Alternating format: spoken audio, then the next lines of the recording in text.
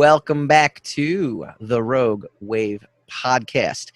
We are part of the Rogue Matter podcast network. It's a new digital content platform providing programming and entertainment that shatters boundaries and colors outside the lines. Our official launch is coming in October.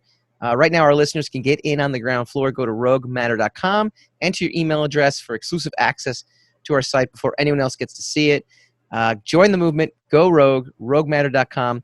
And if you've seen the commercial, check out our other podcasts as well, too. We got Button Smash. We've got some more podcasts that will be adding post-launch as well that we think you guys are going to be pretty excited about. So we are going to be a destination for all kinds of awesome content that you can't get anywhere else, nor would you want to.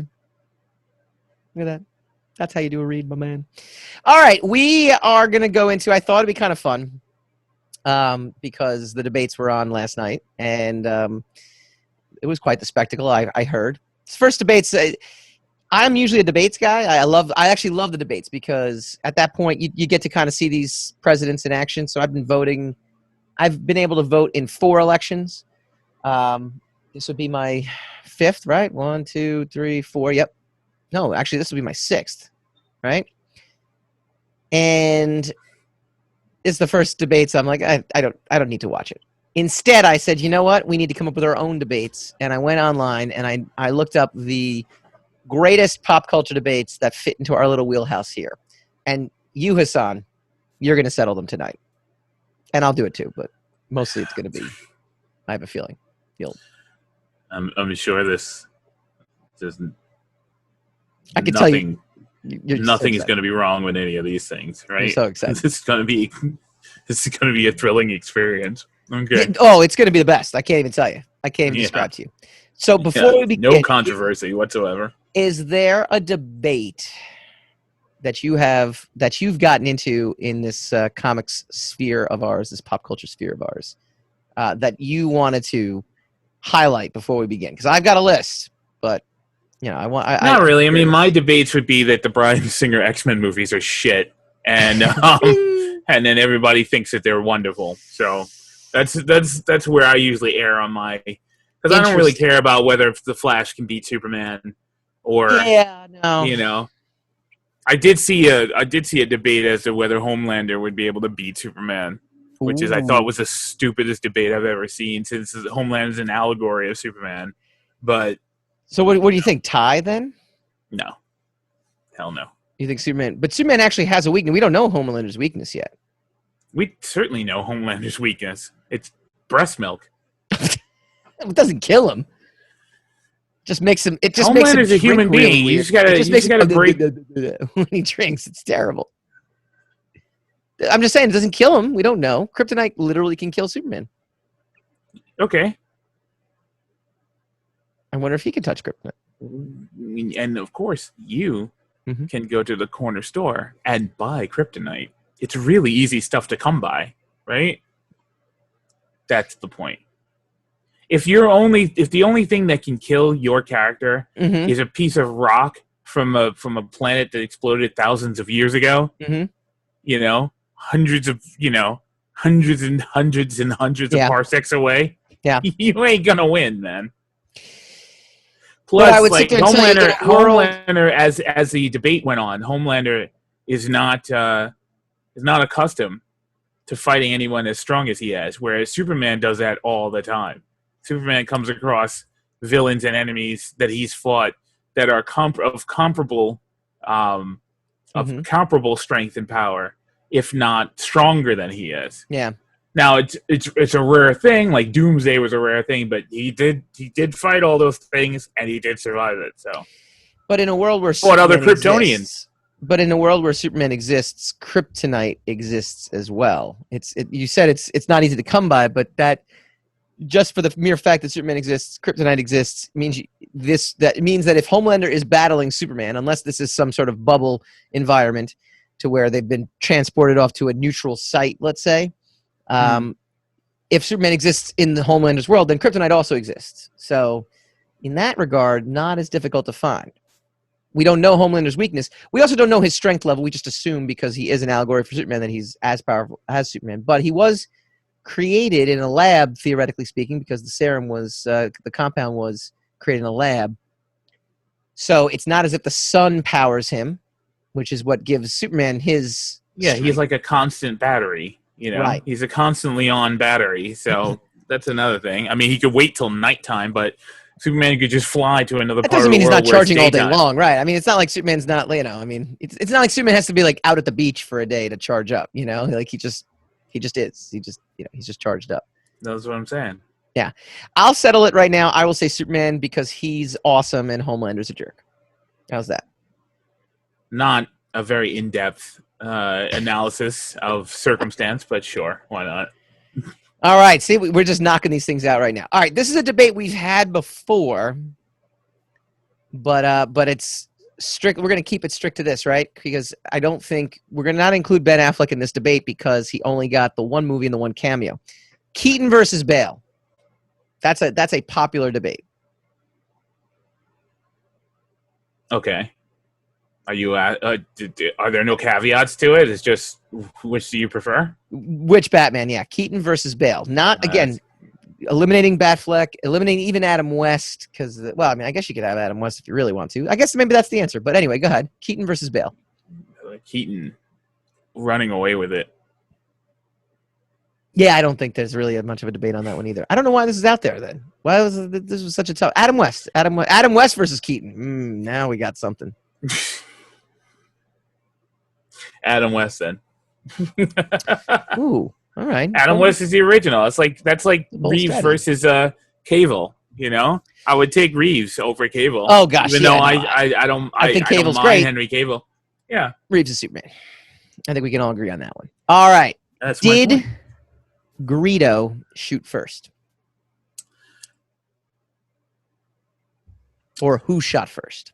In the original movie, Han shot first, and then in the special editions, it was Greedo who shot first, and then Han shot second, and then in the re-up of the special edition, they both shot simultaneously. And that is that's true. If you watch the Blu-ray, they both shot simultaneously, and that's my answer to that.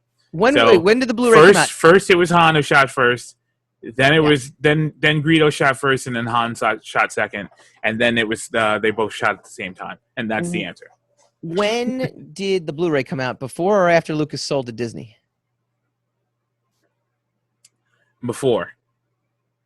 Interesting. So he caved to the fan pressure of the controversy that he started and gave a neutral answer.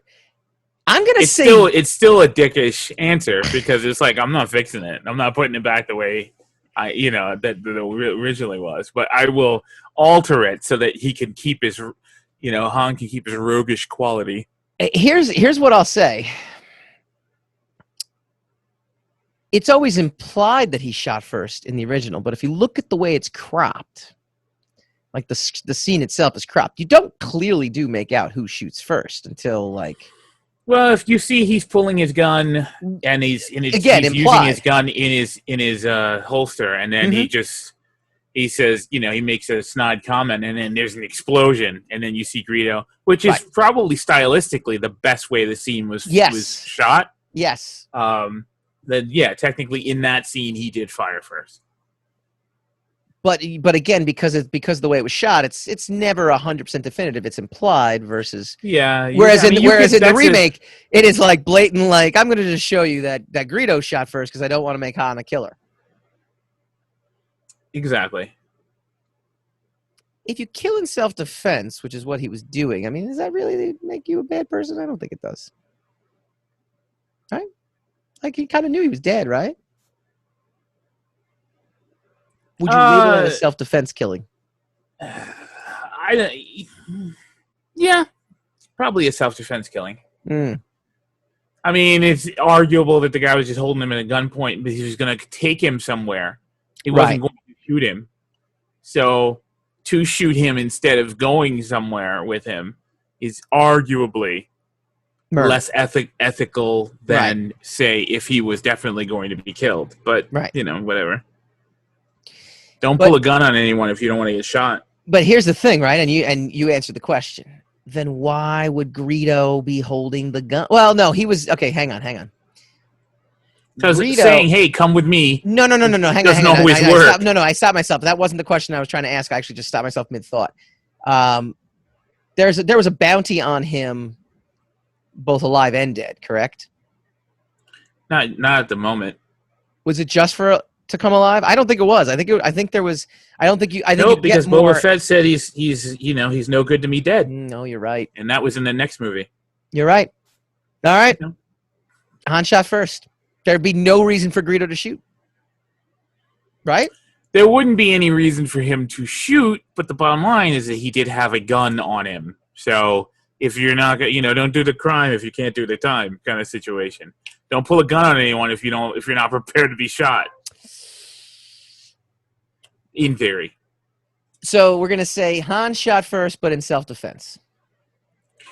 He could make the argument that it was self-defense.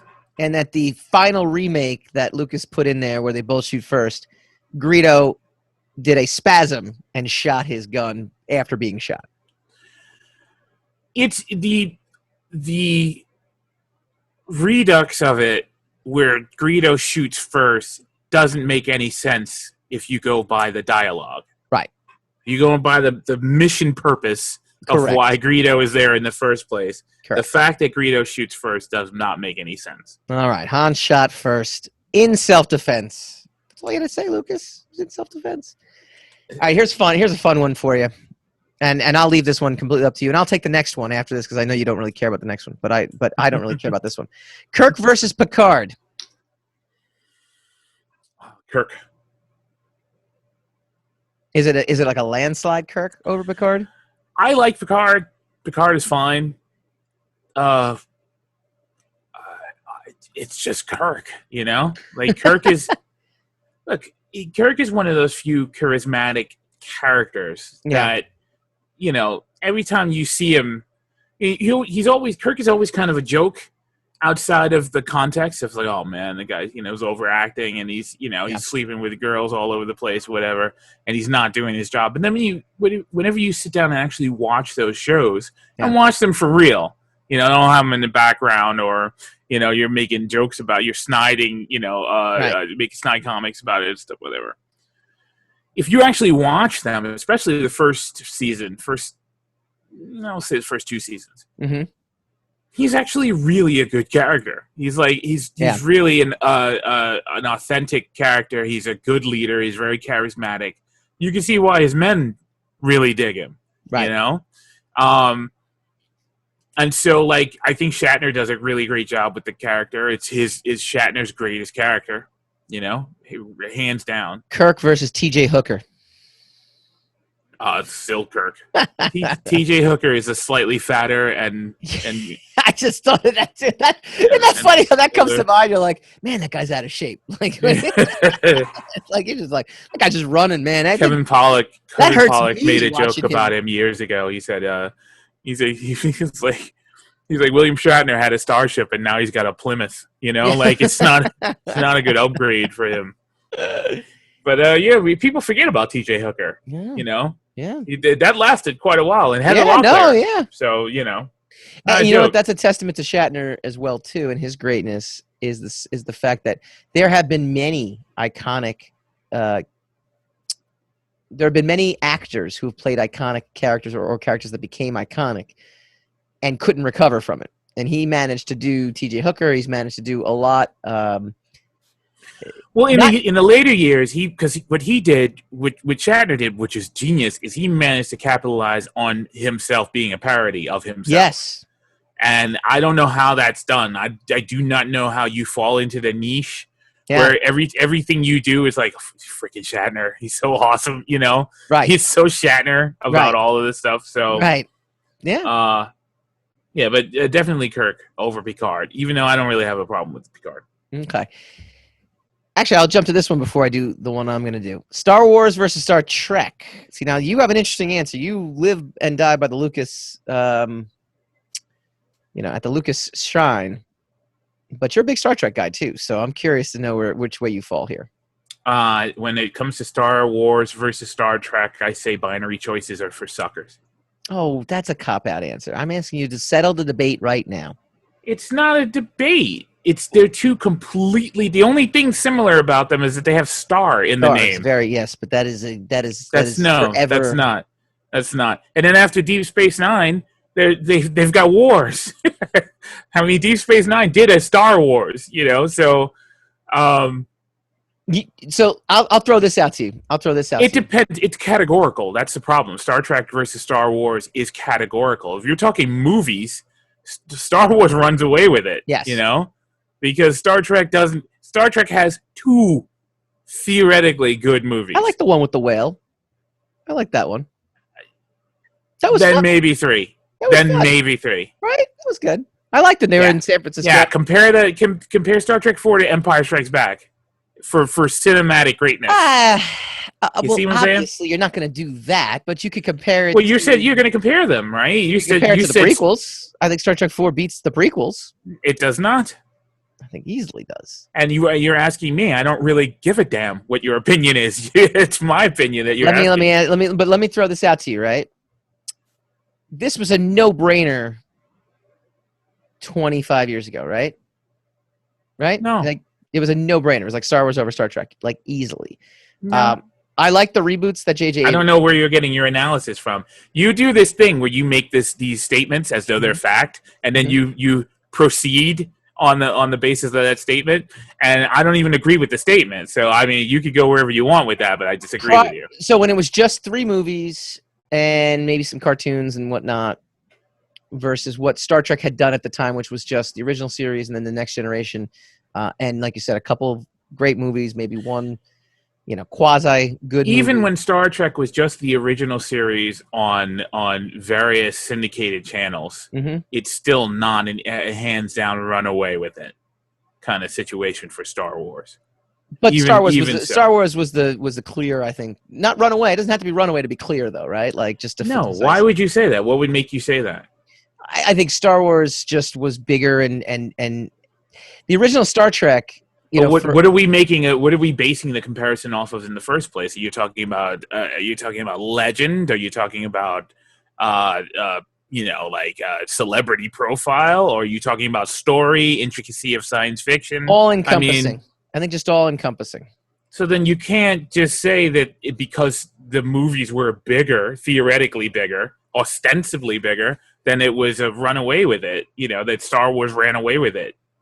You can't just say that because not saying that doesn't meet your own criteria. Not running away with it, but I would say that it basically, if you were to poll this question out, I feel like to 99 out of 100 people would say Star Wars. I think Star Wars would be the clear that's a preponderance argument. We don't. That's not a metric. We don't have those. So the reason I said this, though, the reason I brought this up before you cut me off is to say, oh my God, you're gonna complain about me cutting you off. Gotcha. Okay. Hey, I apologize. Now it is the debates from last night. Please continue. I apologize. Unlike the debates from last night. Yeah, the one time in 3 years you apologize. Okay. Okay. That buys me another 3 years. This is like a marriage, dude. All you have to do to in the world of your mind, I see how you would make that distinction. Successful marriage, it's like that spouse can do the same thing over and over again, but it's that one time where they're like, I'm really sorry that's what sticks in the other person's mind. You're like, oh, they do recognize me. They do see me. I understand. It's okay. I think it's a well-known fact that your logic is questionable, but okay, please continue. I don't know about that. But anyway, my reason for bringing that up was, since I would say the prequels and going into the sequels and going into you do have some wins, some like hands down wins like Clone Wars. You do have some great additions to it. But I'd say the trajectory of both those franchises since, let's say, 1999, you did have the J.J. Abrams reboot, which I loved, actually. I loved it because I was not a big Star Trek guy, but I got into those movies. I thought they were pretty good. Most Star Trek fans, series, which was pretty good. What's that? Most Star Trek fans actually put Galaxy Quest above the J.J. Abrams movies as good movies. So if we're going to again use the preponderance argument, but I'm saying that Star Trek took on a new life that it hadn't enjoyed prior to, let's say, 2000. Right? I think prior to 2000, it was one of those things where it was almost a no-brainer. Star Wars, but Star Wars has had so many hiccups now. I disagree. I just let's move to the next topic. You're not making. I'm saying argument. It's so much closer now than it was. No. It's still hands down Star Wars? First of all, you said at the beginning of this thing that these debates would be decided by me, and you're not accepting any of my answers. No, so, I am. I'm giving commentary. No, you're not. That's not commentary. I never said I couldn't give commentary. You said Star Wars. That is not commentary. You're not even posing it as questions. You're not even using them as posits or caveats. You're just saying no. I think the argument is this way. I'm not saying no. I'm merely saying you basically flat out said Star Wars. But your logical facts, there's no proof for them. You're saying, okay, yeah, Star Wars beat Star Trek before X because of Y, blah, blah, blah. Yes. But there's no proof to any of those things. You can't beat math. Math is hardcore. That's X plus You Y. shame yourself every time. All I was trying to do was say that the gap between them, I think, in my opinion, is closer than. I understand what your opinion is. I disagree with you. Do you think Star Wars is still like hands down, like not even it's no brainer? I didn't say that. I said it depends on the criteria. Yeah, but you got to pick one. No, I don't. You didn't. That wasn't part of the rules. We're going to settle the debate. That as part of the rules. Settling it. Star Wars over Star Trek, a lot closer than it was. I'm glad you agree with me. All right, this one, Angel versus Spike. You were not a Buffy fan, so that's why you don't need to really settle this one. Spike is hands down better than Angel, but I got to give David Boreanaz credit because he turned a role that could easily be seen as Tiger Beat, material, to where it's really just like this hunk that ladies are going to want to watch and ladies are going to fantasize about being with, into a character that in his own spin-off series became so much more than that in his own right. So I got to give David Boreanaz a lot of credit.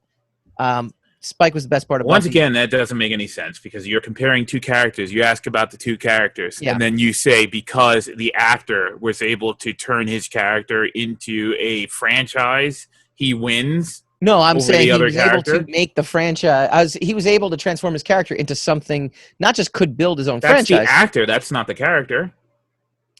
Yeah, but what about the character makes Angel better than Spike or Angelus? Yeah, but that's okay. But that's sometimes when you sit there and say it's not all in the writing; it's also the delivery of things, right? I mean, your question was Angel versus Spike. Yes. Not all these other caveats are not implied in the question. No, Angel versus Spike. I'm giving context and I'm giving additional information. This is poor context, though. It's not poor context. If Angel versus Spike, but then we're supposed to take the prowess of the actor and his ability to turn into a franchise over. That's not the character. No, you're saying. If you say Boreanaz versus Marsters, that's a different story. That would work in the context. No. Yeah. I'm giving Angel credit. I'm giving Boreanaz credit for making Angel what could have been a disastrous one-dimensional cardboard character, giving him life. That doesn't give any context as to whether his character was better than Spike or not. Yeah, but of course it does. No, it doesn't. What makes Angel better than Spike? Well, it doesn't. I think Spike's better than Angel, and Spike should have ended up with what Buffy makes Spike better than Angel? So Spike is a character you would actually be in the criteria of the debate that you had posited in the first place. You may continue. I'm listening. For the love of God. Spike is a character that went. You don't like it when it happens to you. I see. Okay. Spike went through. No, but you're not. You don't. You keep pulling these conclusions out of what I say as like, well, the actor made a franchise. I'm not pulling any conclusion. I'm saying what you're saying. The character being better. I'm saying what you're saying actually negates a conclusion. You can't draw a conclusion with the information that you're giving out. I'm just giving a nod that Boreanaz elevates the character by his performance. It's still not the character. Well, it sure What is. elevated the character? Sure it is. What is it that he did to elevate the character? His personality transcending through the character, I think, was added layers to the character that wasn't originally there. But if you're just taking character for character, you'd say Spike. But I also think Marsters is a better actor than Boreanaz, and he also elevated a character through his performance. That being said, but that doesn't have what anything Spike to do with the went character. through, and the basis for the character always being love's bitch, being throughout, made for a more interesting and compelling character, and therefore he also, instead of Boreanaz, who was cursed with a soul, Spike went out and actually did it in the name of love, transcended his very nature as a vampire, which is to not have a soul and to not care about these kind of things. That's the whole point of being a vampire. So, okay, so you're saying Spike. Okay, move on. Yeah. Next one. Yeah. What's the next one? Yeah, you didn't like the show. So actually, I've seen every episode of that show, and I could quote it for you. Just I don't like the every writing. Episode doesn't mean you weren't hate watching. No, I didn't. I don't hate watch anything. That's why I'm not watching The Boys. That's not true. You are. I am not. Maybe you're reading about it. All right. Here we go. All right, we'll do two more. What a moron. Actually, no, we'll do one more, and then we'll do some quick hits. Just yes or no. Did the top stop spinning in Inception? Doesn't matter. That's not an answer. Yes or no? It doesn't matter. Why does it not matter? I'll go down your road. Your road. Because in the context of his dream, he was never able to either get out of the room and actually see his children. Mm-hmm. So regardless or not, as to whether the top stopped spinning, he had elevated to a level where he could control his dreams. So the gambit had changed, so he could live his life in even whether he was in his dream state or not. So it doesn't matter. Was he in a dream state or was he not? It doesn't matter. The answer is yes. All right. Here are some quick hits, real quick. Pepsi or Coke? This one's easy. Just a yes or no. Pepsi or Coke? I'm done with the game. Pepsi or Coke? You're not. You don't. Right, Coke you is don't the play answer. by the rules. Marvel or DC? Marvel's the answer. Blue and black versus white and gold. Remember that thing? That little dress that popped up there? It's like, what do you see? What do you not see? It's white and gold. I don't care if it says blue, black, and gold. It's white and gold. All right, and finally, Mario or Sonic? Were you a Sega guy or were you a Nintendo guy? I like Sega. Really? Ooh, I could see you being a Sega guy. That just makes sense to me. Like everyone else is going Nintendo. Nintendo sucked. Most of their games sucked. Oh, man, we're gonna get you on Button Smash. You are gonna be the featured guest on Button Smash. We're gonna do a Mario versus Sonic. Oh, that's gonna be great. All right, let us know what you think. So you didn't answer the question though. Well, you actually answered one for a change, so I didn't have to answer. You asked if I was a Sega or a Nintendo guy. Then you said Sega. Yeah, but that doesn't mean Mario was better than Sonic, or Mario was inferior to Sonic. Ooh, okay, all right. But I'm not playing anymore. But I'm saying you didn't answer it yourself. I didn't have to. I was impressed. I was impressed with your Sega You keep moving the goalpost, man. You keep changing the criteria of the game. No, you threw something new. That's why the game is no fun to play. That is why the game is no fun to play. You went deeper. I said Mario versus Sonic, and you go, I'm a Sega guy over Nintendo guy. And I was like, that's in and of itself. Okay, then. In and of itself is a great debate. You proposed something different to which we debate. Mario's clearly better than Sonic, so it's an easy one. All right. Let us know what you think. So you settle it. We settle it. We've already defined it. That's it. We've settled all debates. Chime in on the Facebook feed. We will answer back. When we come back, we go spinning the racks. Welcome to Button Stash, the show about the best mustaches in gaming. Casey, it's Button Smash. It's the new gaming podcast from the Rogue Matter Network. I don't know where you got mustaches from. Well, I'm not shaving. But we will talk about gaming news, reviews, inside scoops, and retrospectives. Join us live on twitch.tv/WeAreRogueMatter on Thursday nights, 9 p.m. Eastern, or download our episodes wherever you listen to your podcast. But please, Casey, shave.